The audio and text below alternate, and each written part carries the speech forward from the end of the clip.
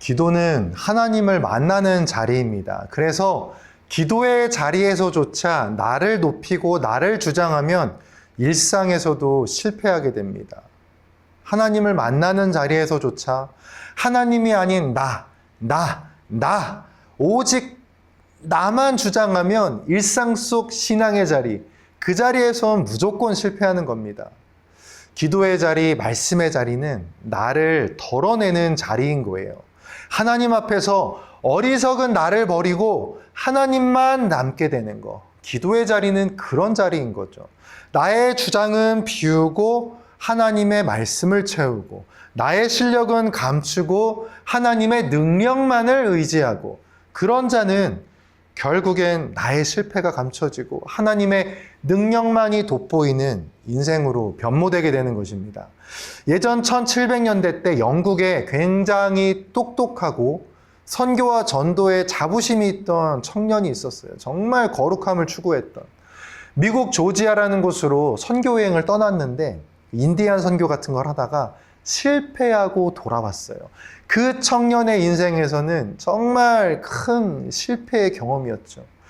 굉장히 마음이 힘들었겠죠. 근데 그 청년은 거기서 이성의 지식을 뛰어넘는 영적 체험을 하게 됩니다. 살아계신 하나님을 만나는 영적 회심에 대한 중요성을 느끼게 돼요. 그 청년이 조지아 선교 당시에 썼던 일기를 보면 이런 기록이 나와 있습니다. 다른 사람을 개종시키려고 미국에 건너갔던 나 자신이 사실 하나님께 회심하지 않았던 것이다. 조지아 선교를 실패하고 돌아온 그 청년은 어쩌면 나는 주의 종으로 자질이 없는 건가? 이런 생각에 사로잡혔을 수도 있어요. 선교에 실패했다. 나는 해내지 못했어. 어쩌면 그랬을 수도 있습니다. 이 청년의 이름이 존 웨슬리입니다. 우리 감리교단의 창시자죠. 감리교가 여러분 세계적으로 미국에서는 침례교랑 같이 양대 산맥입니다. 존 웨슬리는 분명 조지아 선교에 실패했던 사람이었습니다. 웨슬리는 선교를 실패한 후에 올더스 게이트라는 이 거리의 이름이거든요. 우리 압구정 이런 데처럼. 거리를 걷다가 모라비안 교도들에 의해서 그들이 읽는 이 예배, 루터가 쓴 로마서 서문을 이렇게 듣고서 진정한 회심을 경험하게 됩니다. 그를 회심으로 이끈 건 선교와 자신의 노력이 아니었어요. 말씀과 기도였어요. 하나님을 만난 자리. 그것은 마치 부활하신 예수님이 베드로를 만나주신 것과 유사한 모습처럼 보여요. 조지아 선교 실패 후 웨슬리는 어쩌면 실패자의 자리에 머물렀다고 생각했을지도 몰라요. 하지만 그에 대한 하나님의 계획은 더 큰 믿음의 자리, 더 큰 회심의 자리로 이끄는 거였고, 그 이끄심을 체험한 웨슬리는 오늘날 감리교나 순복음이나 성결교단과 같은 이 웨슬리안의 시작이 될 수 있었습니다. 그를 살린 건 말씀이었어요. 그를 회개케 한 것도 말씀이었습니다. 성경적인 관점에서 대표적인 실패의 장면 두 가지를 꼽으라면 누가 뭐라고 해도 유다와 베드로의 배신이에요. 유다는 다음 주에 다룰 것입니다. 오늘은 베드로의 이야기를 하려고 합니다. 유다만큼이나 베드로의 배신이 되게 처참하거든요. 베드로는 수제자였죠. 그리고 자기 스스로 한 말이 있어요. 절대 주님을 부인하지 않겠다. 그런 믿음의 고백을 했었기 때문에 베드로의 배신은 굉장히 뼈아프게 다가옵니다. 특히 베드로는 눈앞에서 주님을 부인했죠. 주님께서는 이미 제자들이 자신을 배신할 것을 너무 잘 아셨어요. 주님께서 너희가 나를 배신할 거라는 말씀을 하셨을 때 베드로가 펄쩍 뛰면서 말하죠. 주님, 모두가 주님을 버려도 나는 결코 주님을 버리지 않을 겁니다. 내가 주님과 함께 죽을지언정 나는 주님 부인하지 않습니다. 눈에 들어오는 구절이 하나 있어요. 모두가 버려도 나는 그러지 않을 겁니다. 여러분, 믿음의 실패는요, 언제나 나를 너무 믿는 데서 오는 거예요. 하나님을 믿는 것에 실패하는 그 시작이 언제나 나를 너무 믿는 거예요. 하나님을 믿는 믿음의 실패는 나를 믿는 것에서 비롯됩니다. 하나님 말씀 앞에서만큼은요, 나의 실력을 너무 높이면 안 되는 거예요. 근데 여러분, 세상에서 세상 일 하실 때 자신감 있게 하세요. 잠재력을 믿고 스스로를 믿고 열심히 하세요. 근데 하나님의 말씀과 구원, 기도와 예배의 자리에서는 겸손하세요. 나를 너무 믿지 마세요. 하나님 앞에서만큼은 자신감 있게 말하기 전에 주님의 말씀을 먼저 들으세요. 나를 믿지 마시고 내 안에 계신 예수님을 믿으세요. 나를 믿지 마시고 나를 용서하실 하나님을 믿으세요.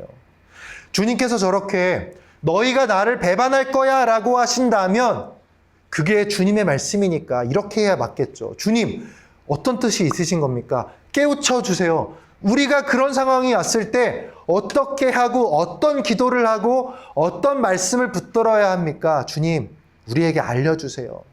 어떻게 해야 내가 주님을 부인하지 않을 수 있습니까? 모든 건 결국 주님의 뜻대로 흘러갔어요. 베드로는 주님을 부인하는 실패의 상태에 놓이게 됩니다. 근데 베드로의 부인 장면에서 기도했다라는 맥락이 등장하지 않아요. 베드로는 분명 그 상황에 압도되었던 것 같습니다. 사람이 뭔가에 압도되면요, 작은 것에도 놀랍니다. 베드로는 여종의 질문에 굉장히 긴장해요. 세 번째 때는 저주하고 맹세했다고 되어 있습니다. 예수님을 모른다라고 아주 강력하게 부인했다라는 거예요. 예수님의 앞에서. 그런데 성경에는 이런 구절이 보이지 않죠. 베드로가 기도했다. 이런 구절이 안 보여요. 분명 그는 기록에 남을 만큼 기도하지 못했어요. 구약에 보면 모세나 다윗은 끊임없이 기도하고 하나님께 묻습니다. 느헤미야 같은 사람도 왕에게 나가기 전에 그 찰나의 순간에 하나님께 기도로 묻고 그랬던 구절이 기록이 남아있어요. 모세나 다윗이나 느헤미야가 마주했던 순간이 베드로가 마주했던 순간보다 결코 가볍지 않습니다. 근데 반대로 베드로도 모세나 다윗이나 느헤미야가 본 것보다 더 큰 거를 본 사람이에요. 이 사람은 죽은 사람이 산 걸 봤잖아요. 베드로는 수제자예요. 기적도 봤어요. 오병이어도 봤어요. 모세와 다윗과 느헤미야보다 더 큰 것도 봤습니다. 허나 그는 기도로 묻거나 말씀에 의지해서 그 문제를 이겨나가지 못했어요. 물론 마음속으로 하나님을 찾을 수는 있었겠죠. 묵상은 했겠죠. 하지만 모여서 제자들이 기도를 했다거나 예수님의 말씀을 기억하려고 노력했던 흔적은 보이지 않아요. 마가의 다락방 같은 건 잘 기록돼 있잖아요. 베드로가 성령에 의지해서 기도하고 나아갔다라는 기록 나중에 사도행전 보면 있습니다. 근데 여기는 없어요. 못했다라는 거예요. 어쩌면 마지막 순간이 다가올수록 베드로는 기도보다 자기를 의지했던 사람일 수 있어요. 주님이 겟세마네 동산에서 정말 쥐어짜면서 하나님께 사명의 기도를 올려드릴 때 베드로 잤어요. 주님이 책망하십니다. 너희가 나와 함께 1시간도 이렇게 깨어 있을 수가 없느냐? 지금 이게 일상에서 왜 기도 안 해? 이런 게 아니잖아요. 주님이 특별히 이 마지막 때에 베드로와 세베대의 두 아들 요한과 야고보를 데리고 가서 특별히 기도하시는 거예요. 그런 상황에서 잠이 든 저런 행동을 보였다는 건 기도가 삶의 일부로 되지는 못했다라는 거예요.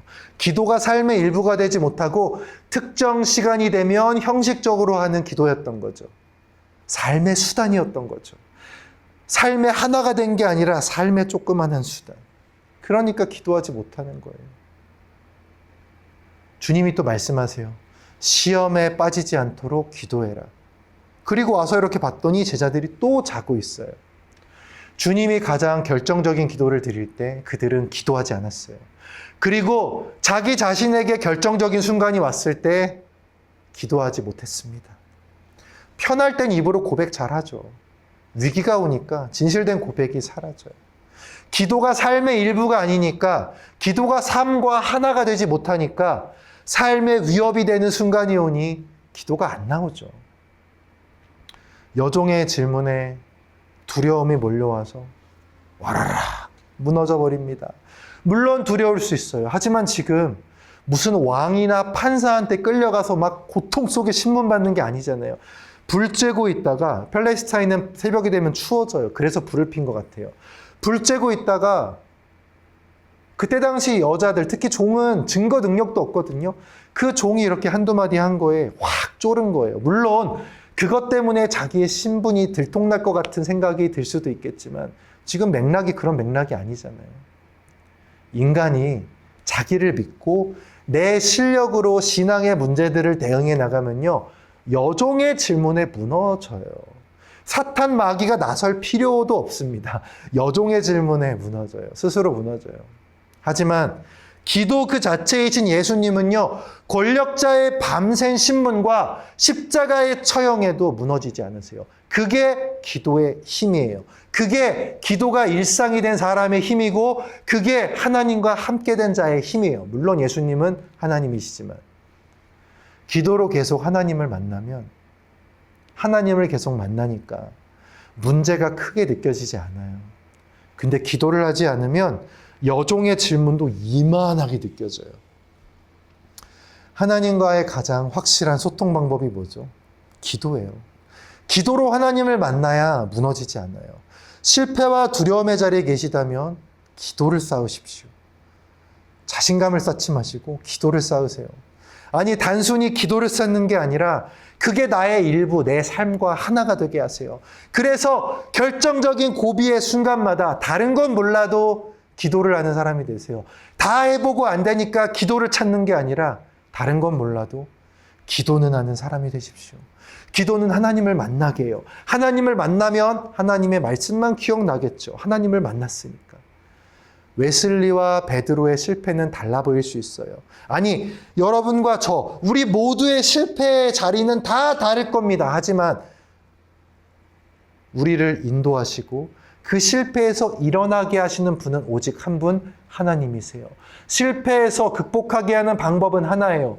기도와 하나님을 만남을 통해서 말씀을 기억하게 하시는 것. 웨슬리에게는 로마서 서문을 듣게 함으로, 베드로에게는 나를 3번 부인할 거라는 말씀을 기억하게 함으로. 기억하세요. 베드로는 닭소리 듣고 회개한 게 아니에요. 주님의 말씀 기억해서 한 거예요. 엠마오로 가는 제자들에게도 말씀을 풀어주실 때 무언가 우리에게 뜨거운 게 느껴지지 않았느냐. 저와 여러분에게도 마찬가지예요. 말씀 이미 알고 있지만 잊고 산 거. 다시 할 수 있어. 아자 이러면서 막 자기 혼자서 자신감을 고취시키는 자기 암시가 아니라 거룩하신 하나님의 말씀. 내 삶의 여러 방면으로 나를 찾아와 주셔서 말씀으로 깨닫게 하세요. 네가 나를 3번 부인할 거다. 주님의 말씀을 기억하고 베드로는 두려움이 아닌 가슴 치는 비통함과 회개의 마음으로 나아가게 돼요. 시간이 지나서 부활의 주님이 베드로를 찾아가시죠.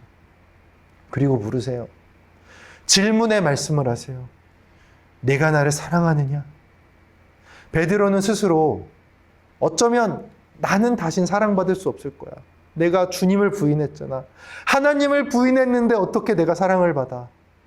베드로는 그렇게 생각했을지 몰라요. 여러분, 스스로 그렇게 사랑받을 수 없다라고 생각하는 사람은요, 나도 누군가를 사랑한다라고 고백할 생각도 못하게 됩니다. 하지만 주님은 그가 고백할 수 있게 만드세요.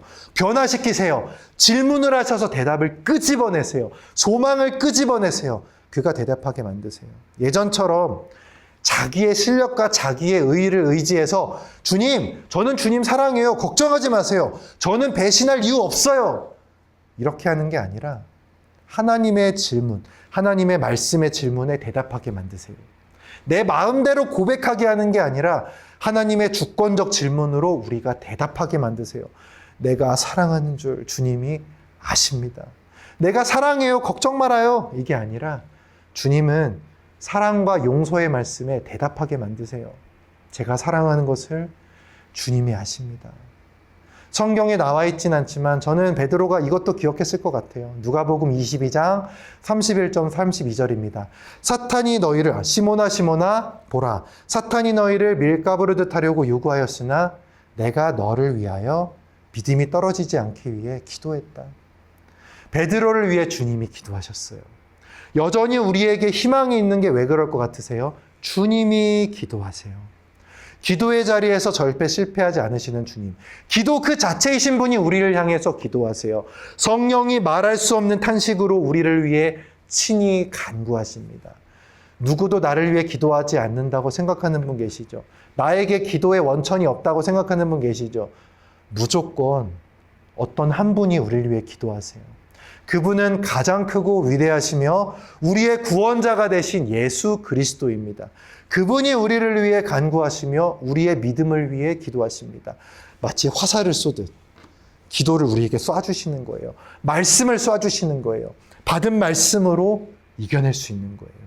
실패의 자리에 계신가요? 두려움의 자리에 계신가요? 주님의 뜻은 그 두려움에 머무는 것이 아니라 고백의 자리로 나가게 하시는 거예요. 하나님의 뜻을 기억해서 회개하고 내가 주님을 사랑합니다. 그렇게 고백하길 원하시는 거예요. 그런 고백을 한 여러분을 하나님은 반드시 변화시킬 겁니다. 결정적인 순간 기도하지 못하고 영혼에 잠이 들었던 우리가 사도행전 1장 14절처럼 오로지 기도에 힘쓰더라. 사도행전 2장 4절 그들이 다 성령의 충만함을 받고 사도행전 4장 8절 이에 베드로가 성령이 충만하여 이르되 백성의 관리들아 장로들아. 여종의 질문에 두려워하던 실력에서 기도로 성령 충만함 받아 관리들아 장로들아. 담대하게 복음의 대답을 할 수 있는 믿음의 상태로 우리를 변화시킬 겁니다.